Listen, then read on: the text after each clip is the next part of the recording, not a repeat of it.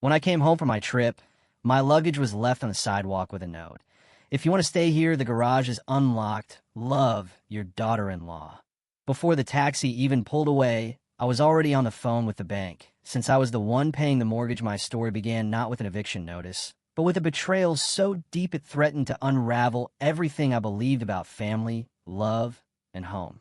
It was the gut-wrenching realization that I wasn't just fighting to reclaim a house, but to reclaim myself, the very essence of Audrey Wilson. What unfolded next? Well, let's just say my ungrateful son and his cunning wife were about to discover exactly who they had chosen to provoke. I had just returned from a restful week visiting my sister in Colorado, dreaming of nothing more than the familiar embrace of my favorite armchair and a steaming cup of tea. Instead, I stood on the sidewalk, rain clouds gathering ominously above, staring in disbelief at my entire life neatly stacked into suitcases. A cold, leaden dread instantly congealed in my stomach. Tucked under the handle of my largest bag was a note. Its sharp, slanted handwriting was instantly, sickeningly recognizable. Asterisk, if you want to stay here, we have the garage. Your loving daughter-in-law. Asterisk, my hands, suddenly alien, trembled violently as I reread the cruel message. The garage? For me, in my home? No, this wasn't just any house. This was the home Richard and I had painstakingly built brick by brick 35 years ago, when Gregory was just a baby. Every tree in the yard, every custom fixture, every carefully painted wall held a cherished memory, a whispered secret, a lifetime of love. After Richard passed 2 years ago, in a misguided attempt to help them, I had legally signed the house over to Gregory and Vanessa. But here's the crushing kicker. I was still secretly paying the mortgage. Every single month.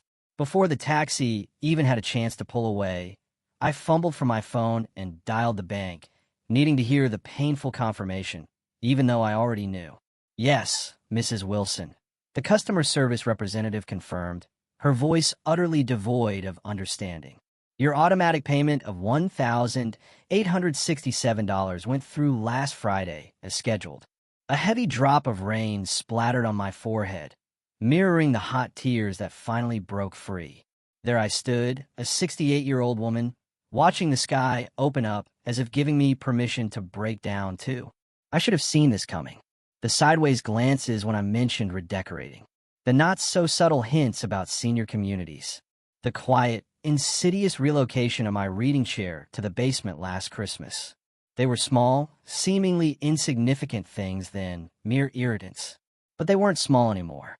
The garage door was unlocked, a pathetic, insulting welcome.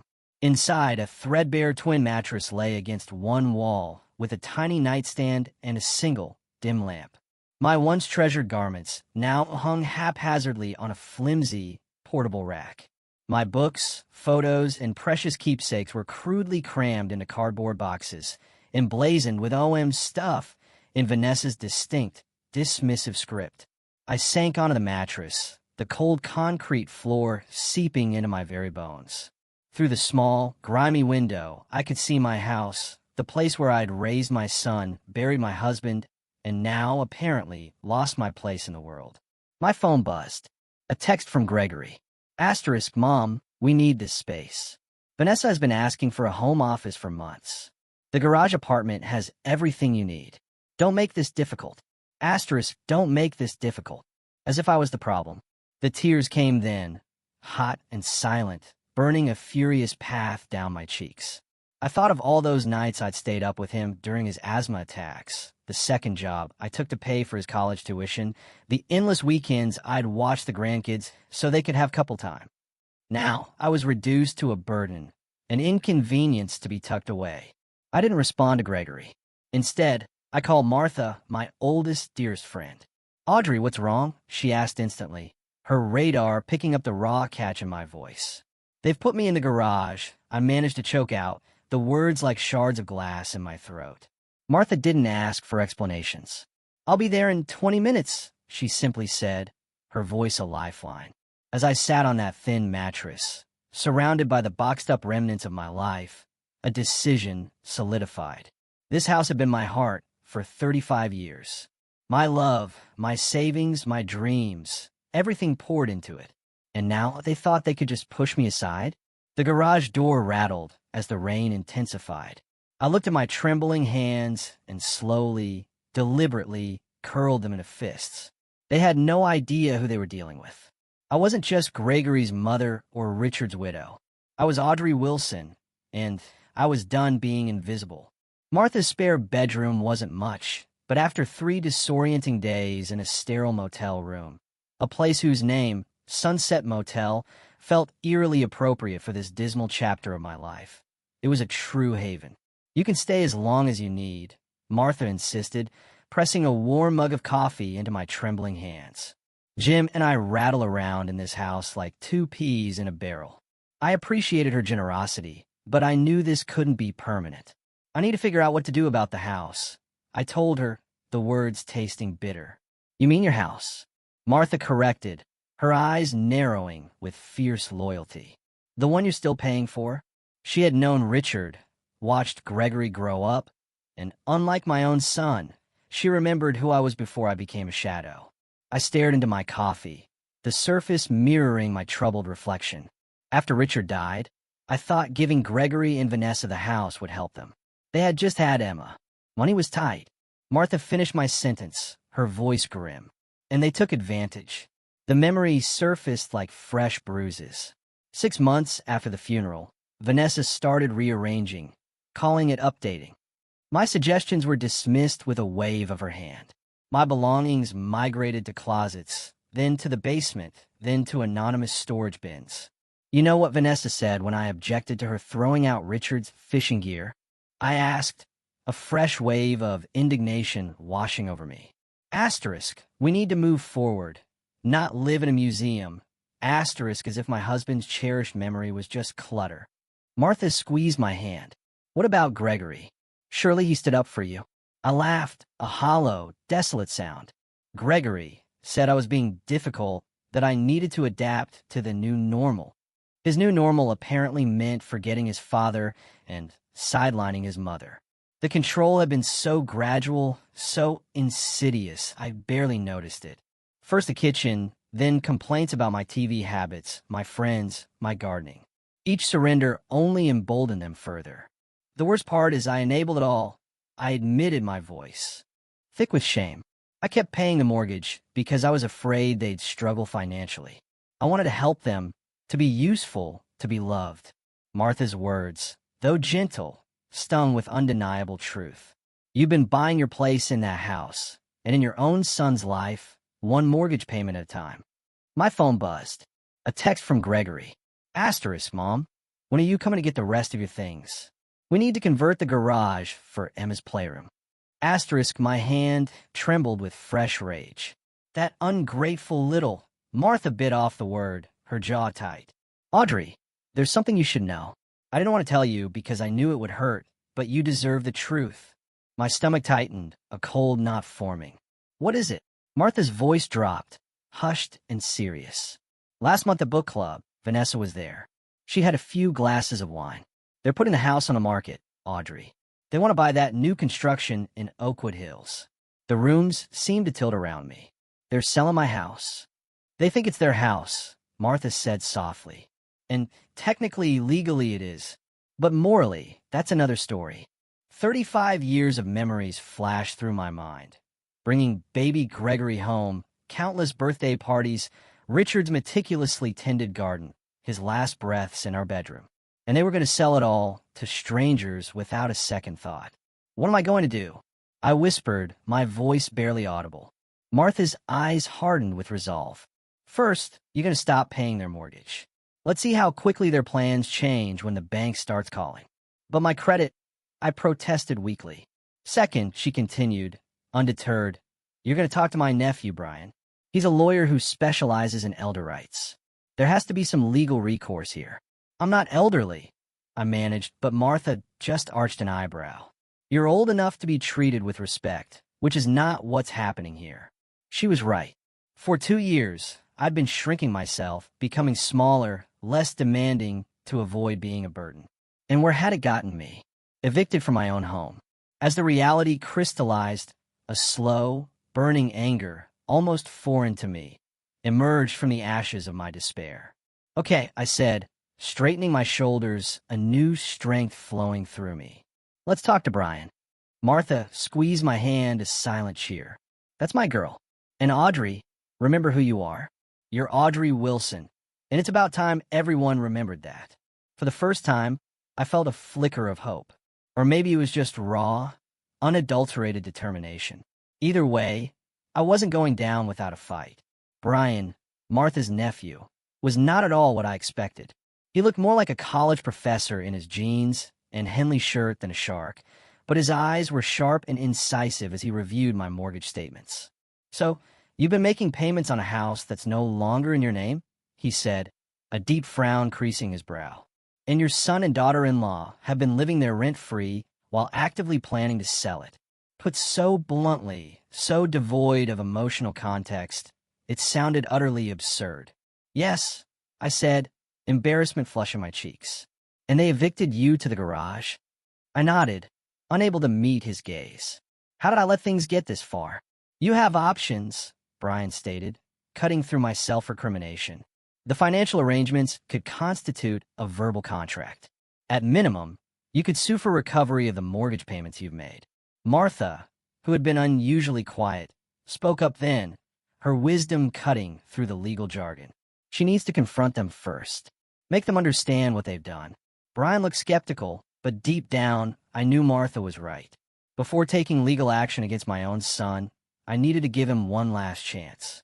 That's how I found myself standing on the porch of my own home the next day, my heart thrumming a frantic rhythm against my ribs as I rang the doorbell.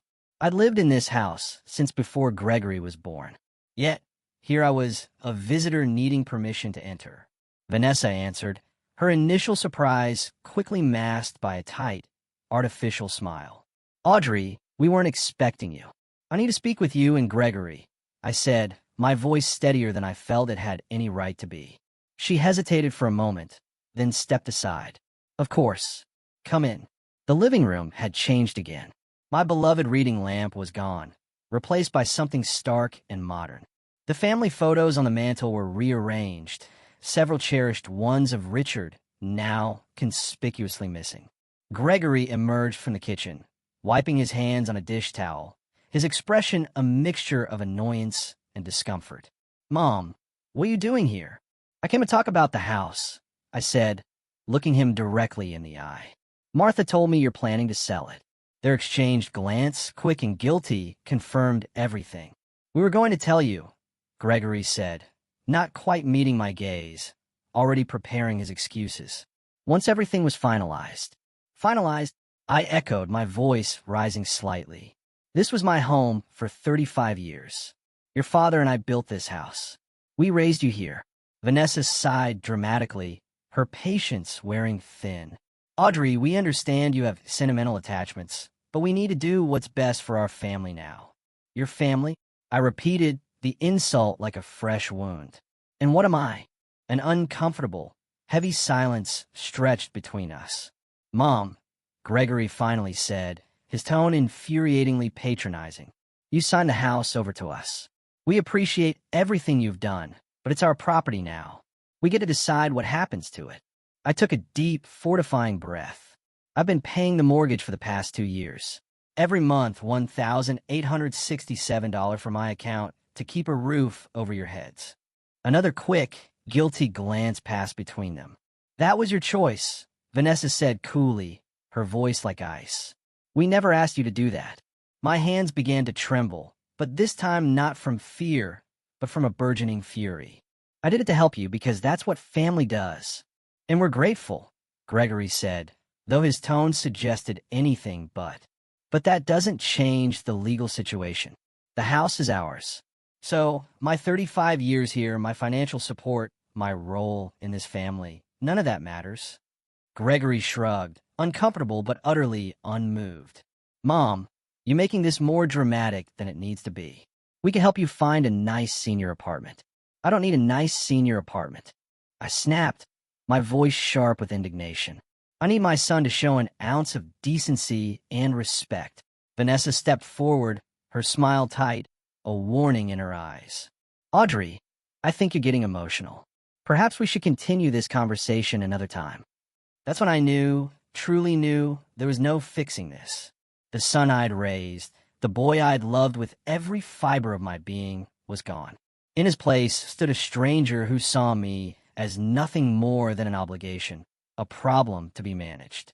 I've stopped the automatic mortgage payments, I said quietly, each word a stone dropping into a silent well.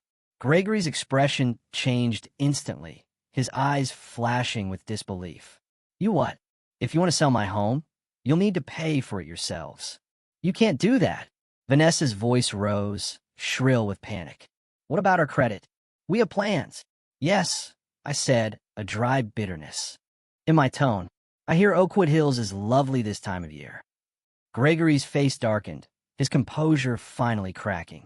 Mom, the house was Dad's gift to me. You know that it was never really yours. The words hit me like a physical blow, a vicious, targeted strike. Never really yours. 35 years of my life dismissed in 5 cruel words.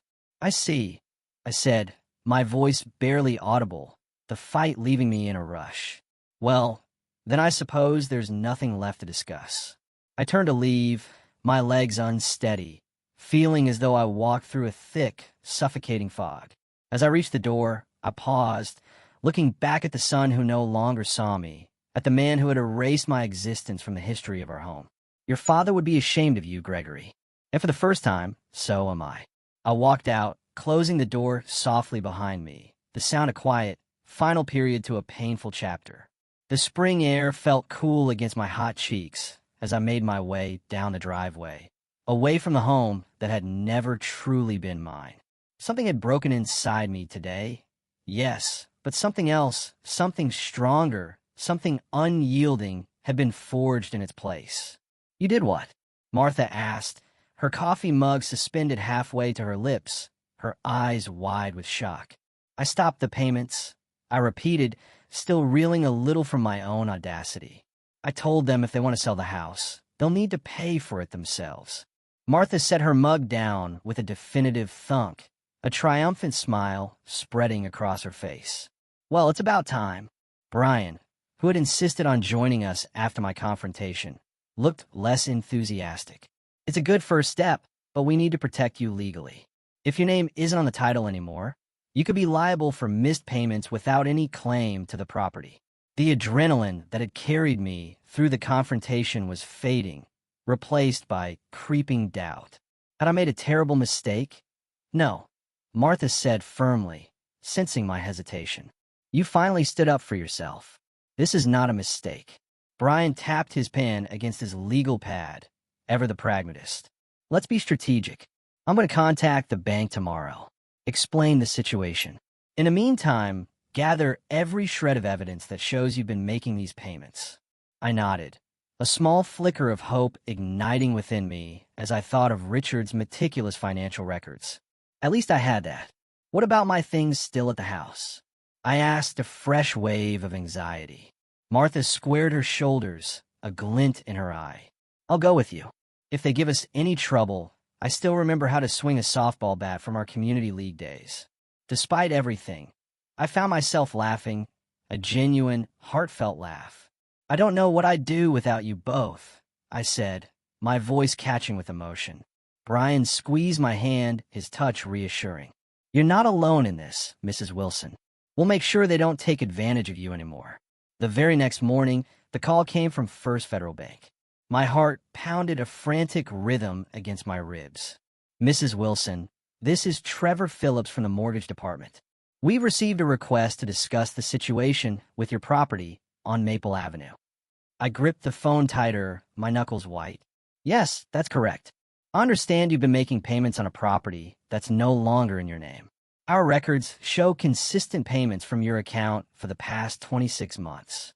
Yes, I confirmed, my voice gaining strength. But I've decided to stop those payments. There was a brief pause on the other end. Mrs. Wilson, I don't normally do this, but would you be willing to come into the branch to discuss this further? I think there might be options you haven't considered. 2 hours later, I sat across from Trevor, a kind-faced man about my son's age, as he explained something called an equitable lien. Essentially, he said, his voice calm and clear, by consistently paying the mortgage on a property from which you derive no benefit, you may have established an interest in the property even without being on the title. Hope, fragile yet insistent, fluttered in my chest. What does that mean exactly? It means you could potentially place a lien on the property for the amount you've contributed. They wouldn't be able to sell without addressing that lien.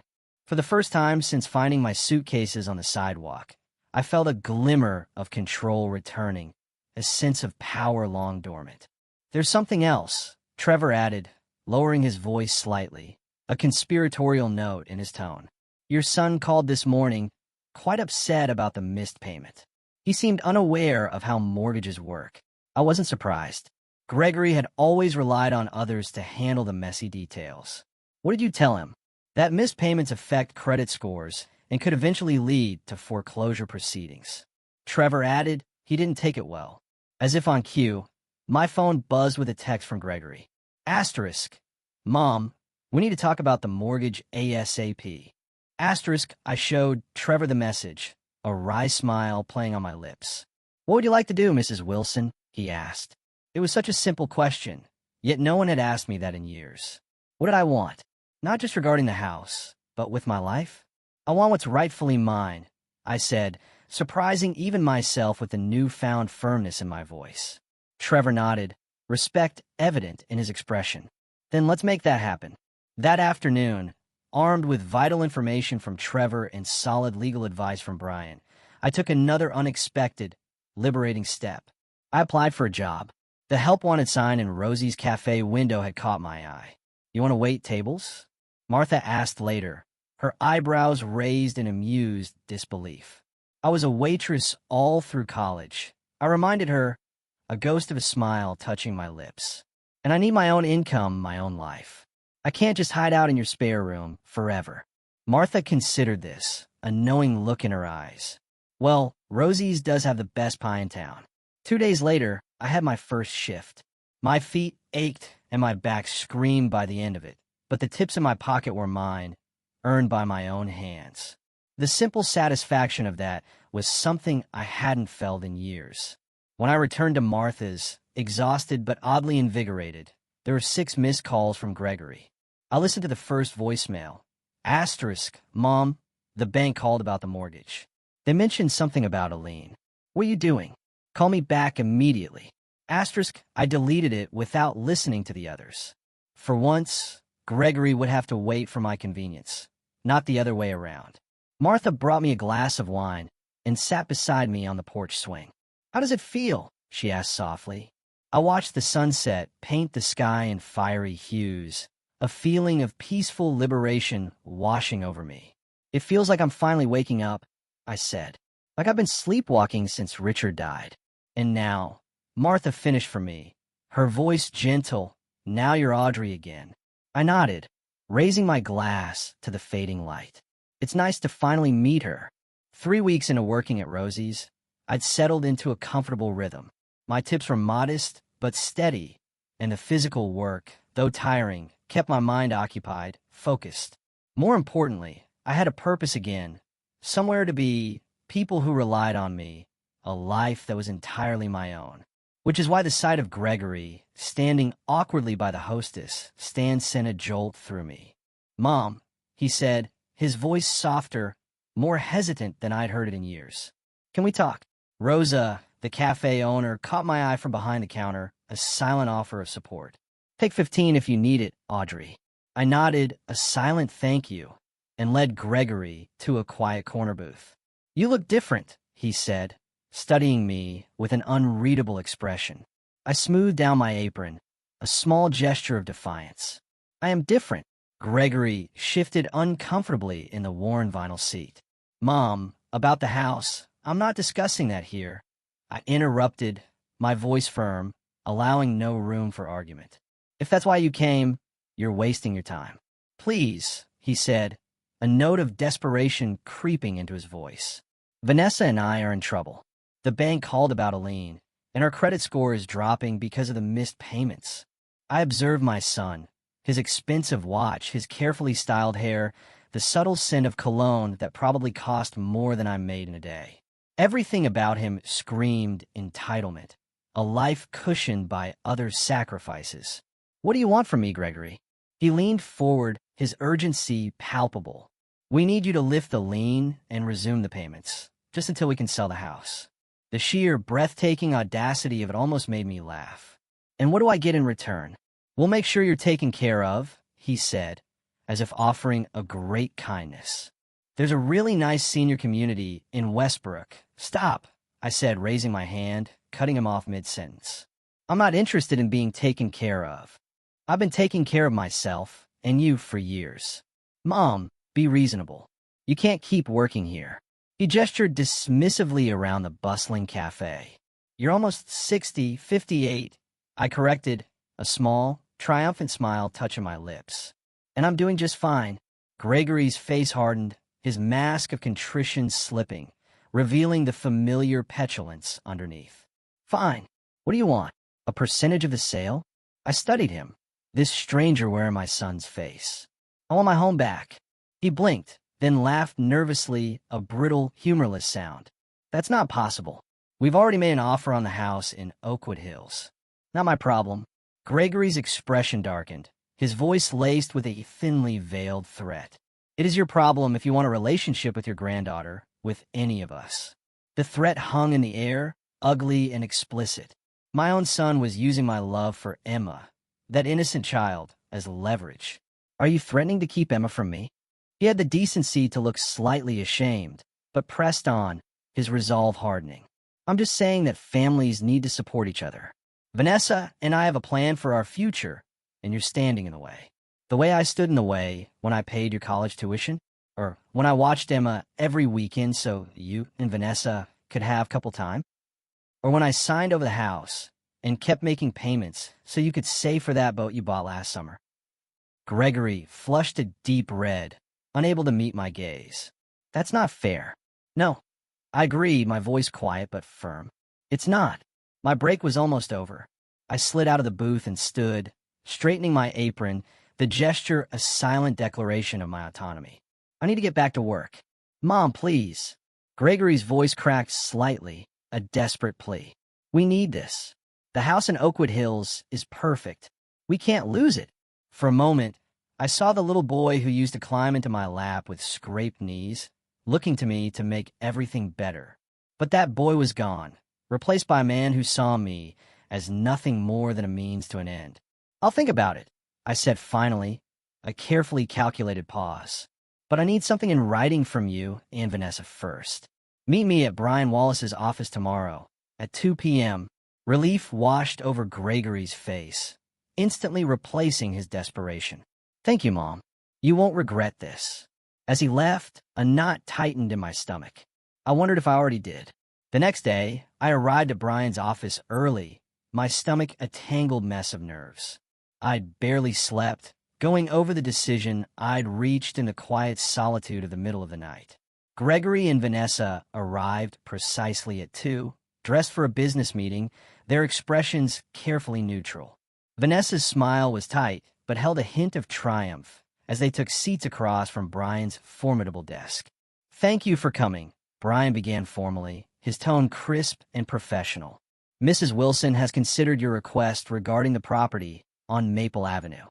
"We appreciate that," Vanessa interjected smoothly, her voice oozing practiced confidence. "We're certain we can reach an agreement that benefits everyone." Brian slid a document across the desk, its stark white pages a stark contrast to the faux cheer in the room. "This is what Mrs. Wilson proposes." Gregory picked it up, scanning the contents. His expression shifted from hopeful to confused, then quickly, violently, to angry. What is this?" he demanded, his voice barely controlled. "That," I said calmly, meeting his gaze directly, "is my condition for lifting the lien. I will resume mortgage payments, but the house will be sold to me, not to strangers." Vanessa snatched the paper, her composure crumbling. "This is ridiculous. You want us to sell you the house for the remaining mortgage balance? It's worth at least 3 times that." "It's worth exactly what I've put into it," I replied, my voice steady, unwavering. 35 years of payments, repairs, and improvements. Gregory's face turned an alarming shade of red, his fists clenched at his sides. You can't do this. The house is legally ours. With a lien against it, Brian pointed out, his voice sharp, a clear warning, which significantly complicates any potential sale. We'll fight this, Vanessa declared, her voice cold, venomous. We'll get our own lawyer. I nodded, having fully expected this reaction. You can try, but the legal proceedings will take time. Months, maybe years. Your credit scores will continue to suffer, and that dream house in Oakwood Hills will go to someone else. The truth of this sank in visibly deflating Gregory and Vanessa. They had overextended themselves, counting on a quick, effortless sale of my house to finance their upgrade. You planned this all along, Gregory accused, his voice barely above a whisper, eyes narrowed with a fresh, raw hatred. From the moment we moved you to the garage. No, I said quietly, the pain of his accusation a familiar ache in my chest. I just finally stopped allowing myself to be used. Vanessa stood abruptly, her fury barely contained. We need to discuss this privately. As they stepped out, Brian gave me an approving nod, a subtle gesture of solidarity. You're doing the right thing, Mrs. Wilson. I wasn't so sure. The look of betrayal in Gregory's eyes haunted me. Had I become as calculating and cold as they were? Before I could dwell on it further, the office door opened. Gregory and Vanessa returned, their faces grim but undeniably resigned. We'll accept your offer, Gregory said stiffly, his voice devoid of warmth, of anything resembling filial affection. But I hope you realize what this means for our relationship. I met my son's gaze steadily, unflinchingly. I do, Gregory, and I hope someday you'll realize what it meant when you put my suitcases on the sidewalk. The first night back in my house, I couldn't sleep. I wandered from room to room, touching familiar walls, tracing the doorframe where we'd marked Gregory's height each year, standing in the kitchen where Richard and I had danced on our 30th anniversary. It had been 3 months since the confrontation in Brian's office, 3 months of legal paperwork, of tense, strained exchanges with Gregory and Vanessa as they reluctantly moved out, of slowly, deliberately rebuilding my life, piece by piece. The house felt both familiar and strangely alien. Vanessa had repainted several rooms in trendy grays and whites, removing the warm yellows and blues Richard and I had chosen with such care. The kitchen had been remodeled with sleek, impersonal appliances. But underneath the cosmetic changes, the enduring bones of the home remained. The squeaky third step on the staircase, the way sunlight filtered through the bay window in the living room, the slight, endearing tilt to the floor in the upstairs hallway that Richard could never quite fix. I stood in the master bedroom, now empty except for the bed I'd brought from Martha's spare room. This room, where Richard and I had shared our lives, where he had taken his last breath, felt sacred somehow, hallowed ground. I'm home, I whispered, as if he might hear me across the veil. The silence that answered wasn't lonely, it was simply peaceful. For the first time in years, I was exactly where I belonged. The doorbell rang the next morning as I was unpacking my modest collection of dishes. I opened it to find Martha standing there, a pot of her famous chicken noodle soup in one hand and a bottle of wine in the other. Housewarming, she announced, marching past me with cheerful determination, though I suppose it's technically a homecoming. I laughed, a genuine, joyful sound. It feels like both, honestly. Martha set her offerings on the counter and surveyed the kitchen, a look of dismay crossing her face. Good Lord, what did that woman do to your beautiful oak cabinets? Painted them gray and replaced all the handles with something called brushed nickel, I said, mimicking Vanessa's dismissive tone. Apparently, oak is passé. Martha snorted indignantly. You know what else is passé? Throwing your mother-in-law out on the street. We both laughed, though the hurt beneath the humor was still raw, a tender bruise. Have you heard from them? Martha asked as she helped me unpack, her movements efficient and comforting. I shook my head. Not since the closing. Gregory made it clear that I'd chosen the house over them. That's not what happened, and you know it, Martha said firmly, her eyes blazing with conviction. You chose self-respect. There's a difference. I wasn't sure Gregory would ever see it that way, but I had made peace with my decision. The alternative, continuing to let them use me while treating me like an afterthought, was no longer acceptable. Well, Martha said, uncorking the wine with a flourish, to new beginnings.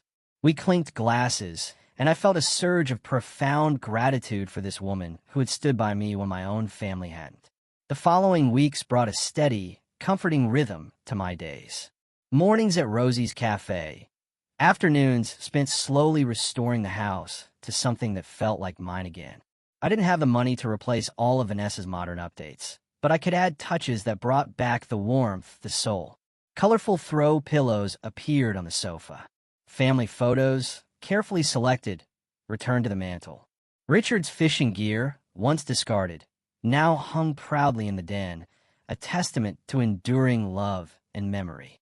One Saturday morning, I was planting tulip bulbs in the front garden, just as Richard used to, when a familiar car pulled into the driveway. My heart jumped, a painful, hopeful flutter, as Gregory stepped out, looking uncertain, almost diminished. He stood awkwardly at the edge of the garden, hands shoved into his pockets. The flowers looked nice. I nodded, not quite trusting my voice to remain steady. Dad always loved tulips, he continued, glancing around the yard, a flicker of genuine nostalgia in his eyes. I remember him planting them every fall. I brushed dirt from my hands, waiting. What brings you here, Gregory? He shifted uncomfortably, avoiding my gaze. We didn't get the house in Oakwood Hills. I wasn't surprised. Their credit had likely been too damaged by their financial overreach. I'm sorry to hear that, I said, meaning it. Despite everything, the mother in me still felt a pang. Gregory looked down at his shoes, expensive loafers now gathering dust from the garden. We found an apartment instead. It's small, but it's teaching us some perspective, I guess. I waited, sensing there was more, a fragile opening in the wall he had built between us. Vanessa's pregnant again, he said finally, his voice soft, almost hesitant. The baby's due in January. Congratulations, I said softly, wondering if this news was meant to hurt me, to remind me of what I'd be missing.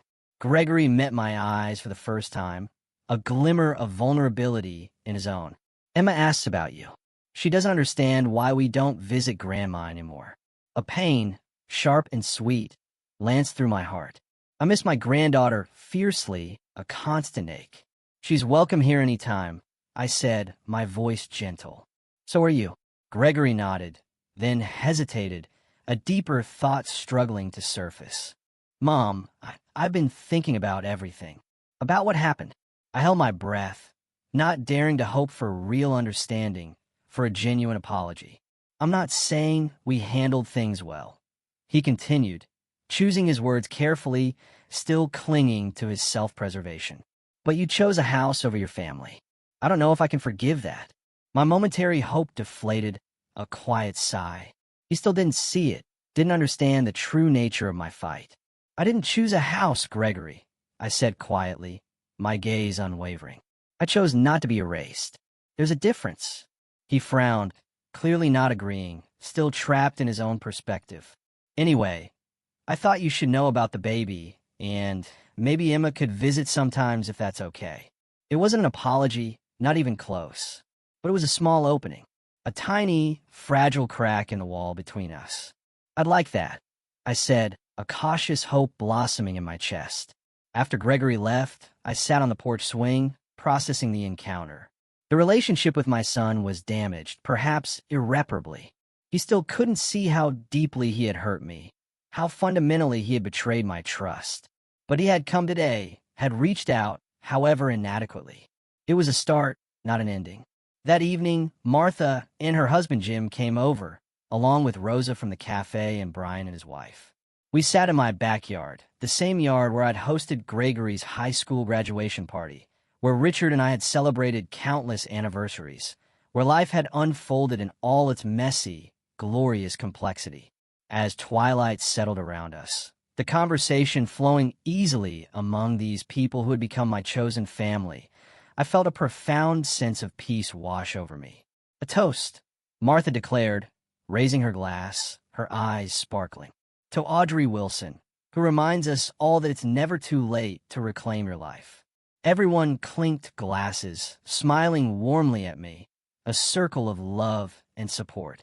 Later, as the stars emerged, shimmering in the clear summer sky, I sat alone on the porch, listening to the familiar creaks and sighs of my house settling around me.